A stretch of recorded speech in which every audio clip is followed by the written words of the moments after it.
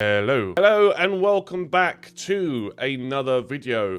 And today what we're going to be doing is we're going to be watching an introduction to the lore and world of Guild Wars 2. Obviously, as you may know, I am just starting my journey in Guild Wars 2, and to be honest, although I have played quite a bit of the base game, now not into the expansions yet, I'll talk about that in a minute, but I played quite a bit of the base game. I don't really know a huge amount about how the world is here and, you know, what the lore of it actually is. So when I saw this video pop up, I think it was at the end of a previous reaction, actually. Oops. I thought, well, this is a perfect one to watch. I mean, we've watched quite a few of Laranity's videos now, so of course, as always, her links are in the description, and the link to the original video is also in the description. It'll be the top link in the description, so make sure you go support her. But yeah, as I said, I just thought, you know, as a new player into the game, trying to figure out how the world is and how the world works, or where it will come from, even from playing it, I still don't really know.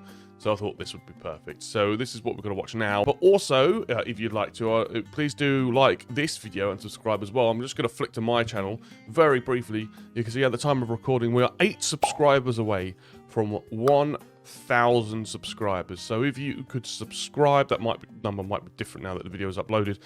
But if you could subscribe and we can get to 1,000. And what I'll say is that when we get to 1,000 subscribers, I will start doing the streams on Twitch. So 1,000 subs, and we will begin the Guild Wars 2 streams on Twitch. And I plan to play through all of the, you know, the stories and the expansions when I get to them, all on stream. But there will be a stream. If we get 1,000 subscribers, there'll be a stream very, very shortly. So keep an eye on the community tab for that, or on my Twitter or whatever. But anyway, get rid of that now. So let's start. Let's put our educational hats on, as we're going to learn a lesson from the wonderful Laranity about the introduction to the lore and the world of Guild Wars 2. We're going to begin the reaction in 3, 2, 1, go. The lore of Guild Wars 2 is incredibly deep. There are lots of different regions and cultures with long, complicated backstories, and I am absolutely in love with this. I consider myself to be a lore nerd, and on my stream I spend hours speculating about what will happen next. But the Guild Wars 2 lore can be quite daunting to get into for new players. The franchise has been running for over 16 years. There have been different games. That's including Guild Wars 1, which is a game that I don't really know a lot about, actually. Like, to be honest, I kind of forgot Guild Wars 1 existed. Yeah, I mean, I don't really know. As I said in the intro, despite playing the game for I don't know, a month or so now, or what weeks, I don't even know. I still don't really know what's going on. So expansions and lots of story patches. Where to even begin? People ask me this question all the time. So today, I'm going to give you a brief introduction to the lore of the Guild Wars franchise. A beginner's guide, so to speak. There is no way I can tell you everything, but I'm going to try to cover the most important topics. If you are just getting started with Guild Wars 2, this video will hopefully help you understand the world a little bit better. And if you are a Guild Wars 2 veteran, I hope this will still be a fun watch. There will be no spoilers for the actual Guild Wars 2 stories today. Good. I'm going to introduce you to the world and talk about events leading up to Guild Wars 2 to sort of set the stage for the game. Things that you might not necessarily learn about by playing through the story. Let's get started. Part 1. Tyria and the Elder Dragons. Sounds good already. The Guild Wars games take place on the planet of Tyria. We don't really know how old the planet is or where it came from, but it's been around for at least 10,000 years. Tyria is just one world which exists inside of the Mist. Damn, that's cool. The Mist is sort of like the multiverse. It contains different worlds and realities, and it also binds together the future, the present, and the past. The Mists are purposefully kept a bit mysterious. This is the world map of Tyria. In the franchise, we have visited 3 continents on the planet. The first one is Tyria, which rather confusingly has the same name as the world itself. Tyria is where the core game of Guild Wars 2 takes place. So by looking at that, the whole map as we just zoomed in, there's a lot more left to explore. That's exciting. It's a very diverse continent. It is, really is. There's the Shiver Peaks, the Magyuma Jungle, the Crystal Deserts, and much more. To the southeast of Tyria, there is Ilona. Ilona consists of deserts, savannas, and wastelands. The Path of Fire expansion takes place here. Finally, to the south, there is also the continent of Canfa. Canfa is where the next expansion will take us. I recently did a video explaining why Canfa... So this must be before the dragon... I can't even call it Path of Dragons. Is that what it's called? I think so. No. What is it called? We have to look it up now. End of Dragons. I knew that. So this is obviously, this video came out before End of Dragons. It's really exciting, and you should definitely check it out. Throughout history, Tyria has been the home of countless different creatures and cultures. However, Tyria is also the home of the Elder Dragons. The world of Tyria is on a cycle. When the Elder Dragons wake up, they wreak havoc and destruction on Tyria. They consume all of the magic and destroy almost all life on the planet. Then they go back to sleep, and the world is safe from their destruction once again. The Elder Dragons are the main antagonists of Guild Wars 2. They've all started waking up one by one, and our player characters are trying to somehow survive their rising. There are 6 Elder Dragons. Zaitan. Zaitan is the undead dragon. He reanimates sentient creatures as they've risen to do his bidding. Cool. Zaitan was sleeping under the ruins of the Kingdom of Or, and over there he had plenty of corpses to work with. Mortemov. Mortemov is located in the jungle, and his domains include ponds and mines. Wow. He grows his minions using blighting trees. That looks These amazing. are known as the Mordrum. Kralkatoric. This crystal dragon turns beings into his minions by branding them with purple, crystalline corruption. Jormak, the dragon of ice and persuasion. Jormak's minions are the corrupted ice looks amazing. Jormak also manipulates people into following them. For example, the Sons of Svanir are a group of Norn that wittingly worship Jormak. Primordus, the first dragon to awake. This fire dragon's minions are known as the Destroyers. Primordus and his minions inhabit the depths of Tyria, a series of connected tunnels deep beneath the surface. Finally, there is the mysterious deep sea dragon. We don't actually know the name of this dragon yet, but we do know that it starts with an S. We will likely encounter this dragon in the upcoming End of Dragons expansion. The previous rising of the... That's so cool, man. Those dragons looked amazing, and obviously I don't really know much about them yet, but you know, we flick back. I mean, the Jormag one, Shades of the Lich King, I suppose, as it's just, you know, controls people on ice. That's the only links I have there. I mean, the Mordemoth one looked incredible, like that one. I mean, it's awesome. It's fine. Yeah, it's good to see now because, like, there's quest and stuff where you're, which I'm doing, where you're killing like reanimated undead corpses, or you know, you're seeing like these purple crystals and purple animations, and now it's beginning to make sense. And now, you know where it's coming from. It kind of reminds me of like obviously the 6 Ender Dragons are like, I suppose, primals in FF14, except perhaps a lot bigger and a lot more powerful. Who knows? The Elder Dragons took place about 10,000 years ago. Back then, an alliance of ancient races actually managed to survive the Elder Dragons. The Elder Dragons hunger for magic. A race of powerful spellcasters known as the Seers knew about this. They locked the magic of the world away into a bloodstone to starve the dragons and force them to go back to sleep. One of the other ancient races, the snake-like Forgotten, turned the offspring of Kralkatoric to their size. This dragon, Glint, then hid the races away from the Elder Dragons while they waited for the dragons to go back to sleep. Glint became a powerful ally in the fight against the Elder Dragons. In the 10,000 years after this, these ancient civilizations that survived an Elder Dragon rising mostly fell to ruin. New races appeared and the Elder Dragons were mostly forgotten. But in Guild Wars 2, the Elder Dragons are rising once again. Part 2. The Rise and Fall of the Humans. About 2,000 years ago, the humans first appeared on the planet of Tyria.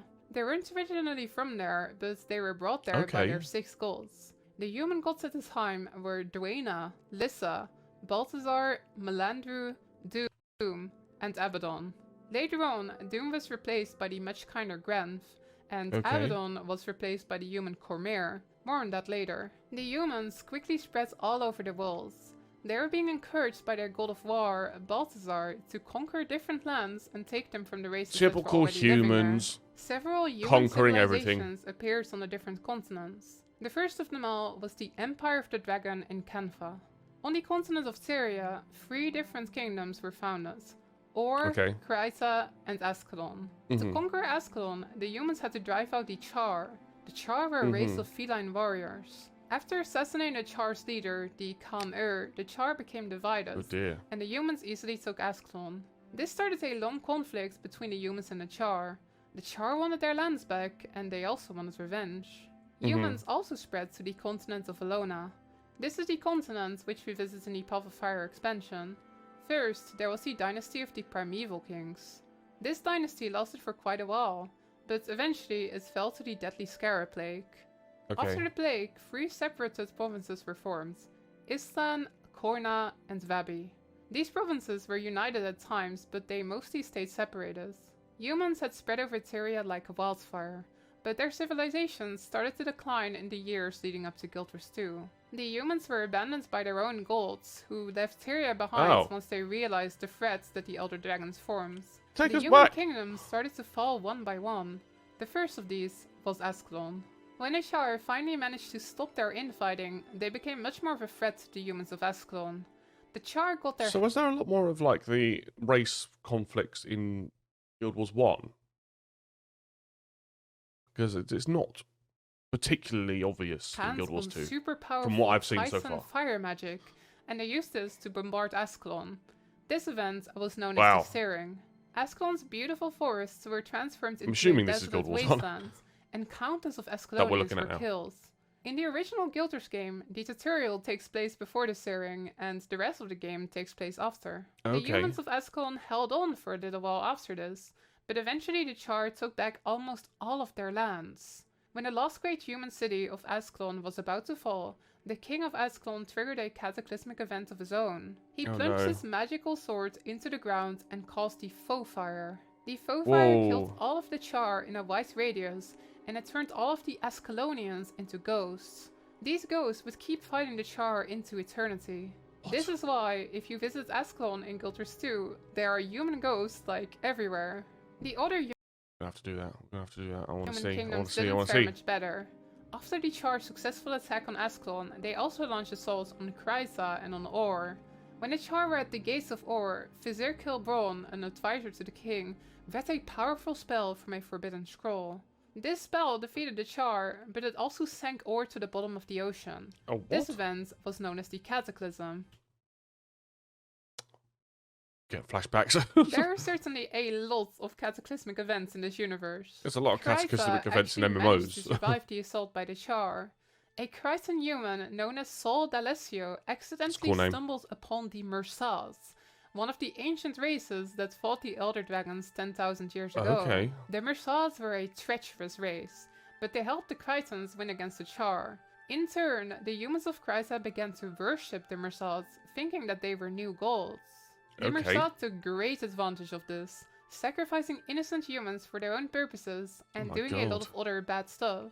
If you want to know more about the Mursas, Silverdisk once made a great video about them, which I highly recommend. Should we watch that? We can watch that. We defeated the Mursas and their human worshippers, the White Mantle.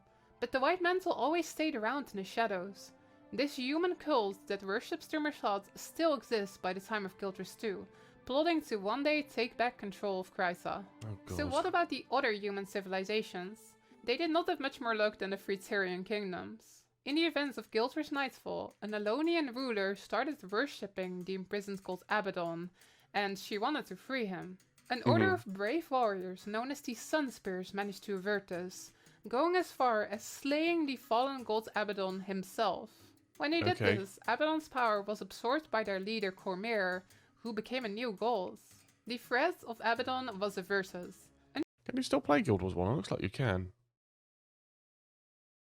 One for the future, maybe? Unfortunately, in their campaign against Abaddon, the Sunspears had freed an ancient lich known as Palawa Joko. And he's just like, yo, I'm gonna be a king again. You'll see me again in Guild Wars 2. Years after Abaddon's defeat, just runs away. Conquered the three Alonian provinces with his powerful army of undead. Joko was now King Joko, and he would reanimate those he deemed worthy to serve him into eternity.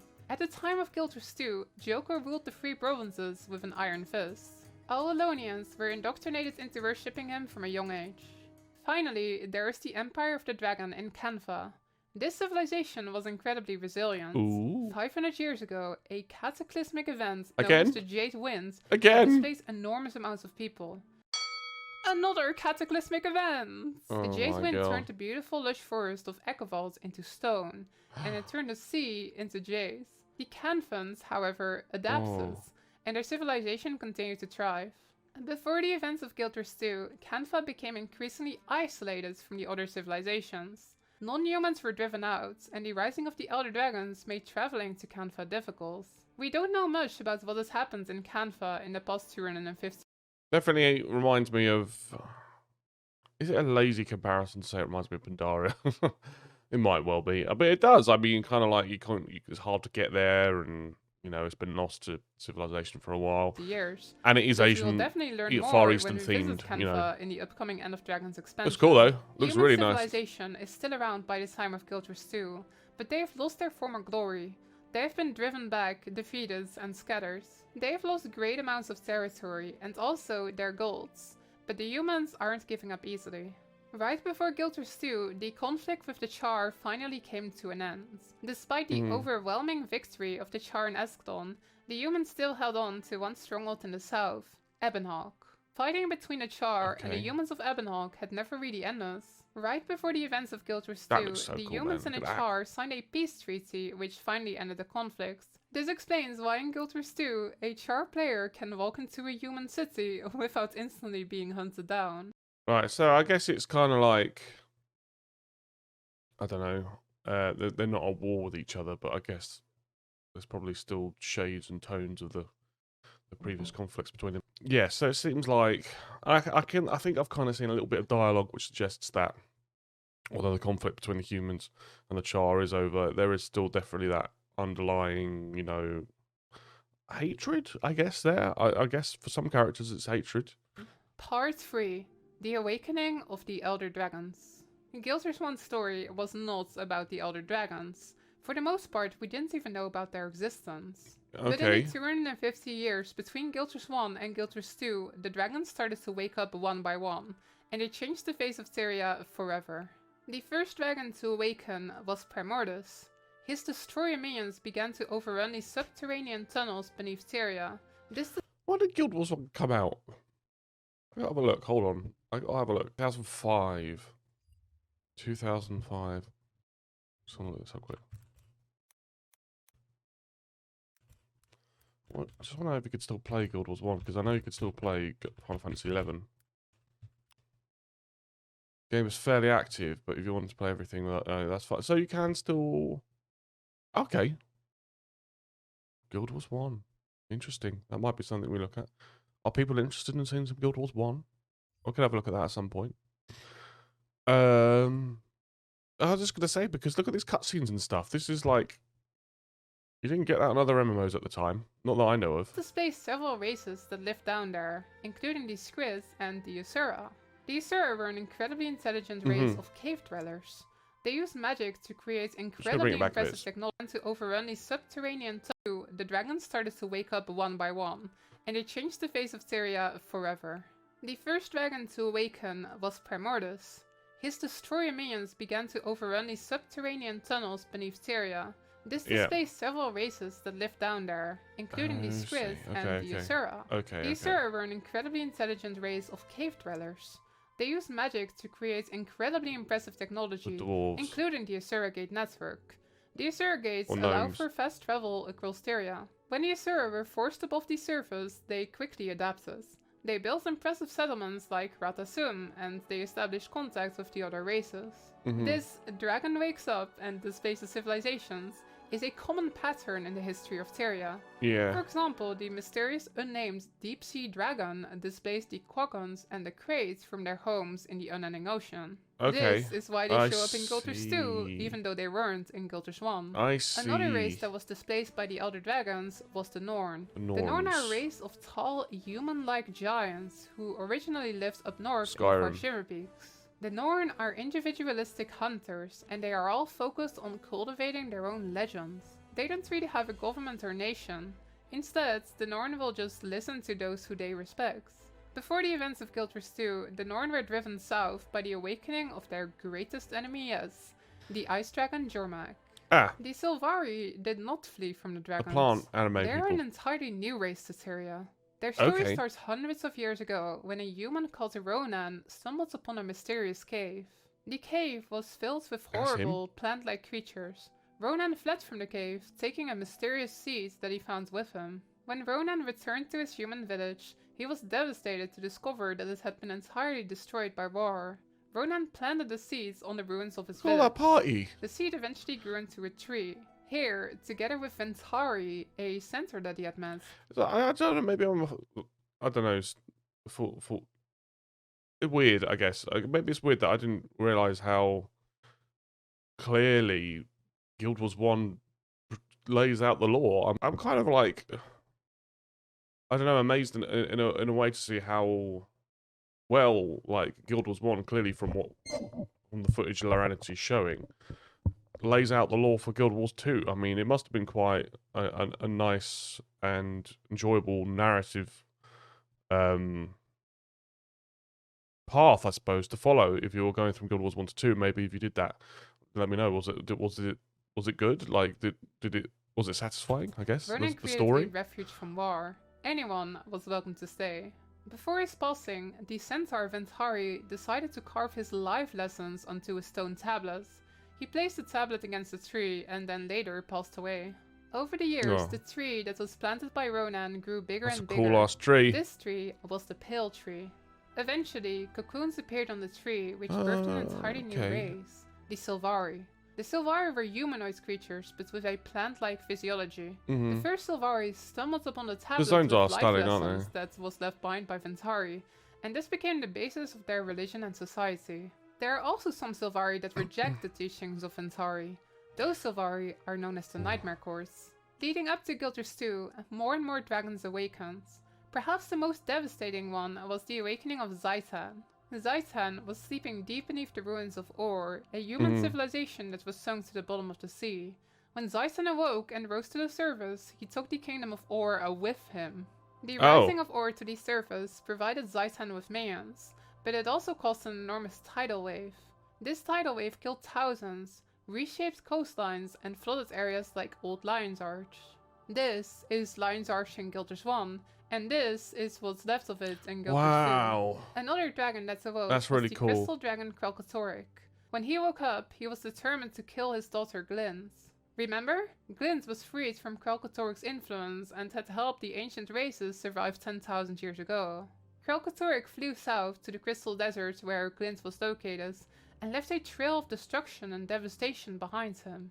This brand stretches over Ascalon into the desert and is known as the Dragon Brand. Kralkatoric unfortunately succeeded in his mission. Right before the start of Guild Wars 2, Glint, our most powerful ally against the dragons, was slain by Kralkatoric. Glint is no longer around to help. Now, it is up to us, the players, to defeat the other dragons. Fallen kingdoms, displaced races, and awakened dragons. All of this sets the stage for the epic story of Guild Wars 2. This is your starting point. The dragons are here, ready to wreak havoc upon the world, and the humans are no longer the dominant race on Tyria. Now, it is time for you to experience the rest of the story in-game. A lot of stuff has happened in the 9 years that this game has been out. I hope that you now feel that you know the backstory of Tyria. Yes, I certainly do. And I hope that you will appreciate the story of the game just a little bit more. Thank you so much for watching. If you like nerding out about Guild Wars 2, definitely drop by my Twitch stream sometime over at twitch.tv/Laranity. There it is on screen. I'm live 5 to 6 days a week. You can also join my Discord server, which has tons of people that are passionate about the game. The link is in the description. See ya! Goodbye, Laranity. Thank you for another video. That might have to go on the list as well. There's so many Laranity videos, but they're all just so good. And this one, again, extremely informative. Like, maybe I am a fool for not really... I guess because Guild Wars 2, right, as in terms of MMOs, has somewhat flown under my radar. Right. Having played it in 2012, as I said, but not actually really getting anywhere with it. And then I just kind of forgot about it because I got distracted by other games like WoW. And, well, WoW. But then like, I didn't expect, because I know, obviously, Guild Wars 1 existed. Obviously, there has to be a 1 before a 2. But I didn't realise how deep the lore and the story went. And how they've really played. I mean, as you, with the, wow, if I can find it.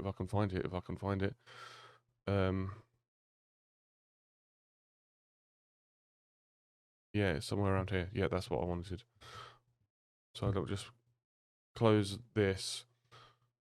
With the continuity from Guild Wars 1 to Guild Wars 2, like this must be, as a fan of the Guild Wars universe, if you're a big fan, seeing stuff like this, even at the very start of the game, must have been amazing. Like that continuation of the universe and how deep the perspective, how deep the lore goes. And obviously, this is just a short, like 15-ish minute video going over some of the backstory. I'm sure it goes a lot deeper than that, and we're going to have to go into it and look at a lot more deeper things, I think. And look, if you have any recommendations on certain aspects of the lore you want me to look at, we can do that. But I'm impressed, to be honest. I didn't realize like how deep the lore went, and with examples like this, you know, from this to, I have to let it switch. I can't.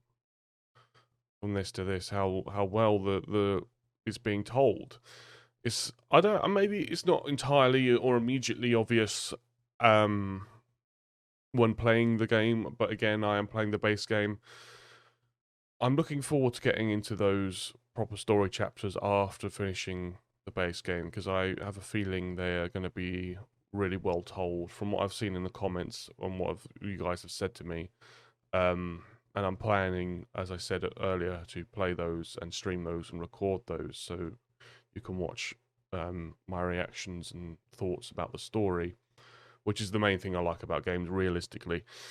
I want to say this is a great video, and it was really, really helpful, because I was kind of like, I was playing through the game and I was enjoying it, I was enjoying the gameplay, I was enjoying the surroundings, I was enjoying like little tidbits of it, but didn't really have a lot of context. This has given me a lot of context, and I didn't really understand why the Char and the humans got on, or I didn't understand how the other races kind of appeared. And now I do, which is very, very helpful. This is a great video. So please do go and click the link and support it if you haven't already, because it's very, very helpful. And obviously, if you have friends and things like that who are going to be playing Guild Wars 2, or going to start playing Guild Wars 2, this is a video that you should show them, definitely. Any other thoughts? I mean, the calamities are a real... Cataclysms is what they call it in this game. I even call it calamity. Cataclysms. There's like 4 cataclysms in Guild Wars 2. There's one massive cataclysm in World of Warcraft. And, well, let's just say a calamity. A calamity in Final Fantasy 14. It's a big thing for these games. But to be honest, like when you're trying to shift the I don't know, the flow or the narrative, or I guess the weight of an entire universe, you have to have a big event, and I guess cataclysms work. Interesting, very interesting. So yeah, I'm interested to see now. I know what the goal is. It's to kind of stop the uprising of the Elder Dragon, stop the world from being eaten alive. It's just funny, actually, just because I think how similar things are. As like, you know, the population of Tyria is rising up to stop these big crazy gods from destroying the world. Kind of have done that recently in FF14, except in this game, you know what I like though. In this game, we're all just normal people. Like in FF14, you are the chosen one in the sense, but I don't know. I feel like I'm just rambling now, so I will end the video here. So, as I say, do go support this video. Links in the description. Go subscribe to Laranity. Go support this video and share it around to people. Also, if you do like these videos, or you do like my reactions and stuff like that, please do like this video and do subscribe as well. We may even have hit 1,000 subscribers, and if we do, we're going to start streaming on Twitch. Or maybe here. I'm not entirely decided yet, but I think we might stick with Twitch for the time being. But yes, that is everything. Thank you all. But yes, that is everything. Great video. But yes, I think that is pretty much everything. So, thank you all so much for watching again. I really, really appreciate it. And I look forward to seeing you guys in the next one. Thank you very much. Goodbye. That's not even in the... Bye. That's it. There it is. Bye.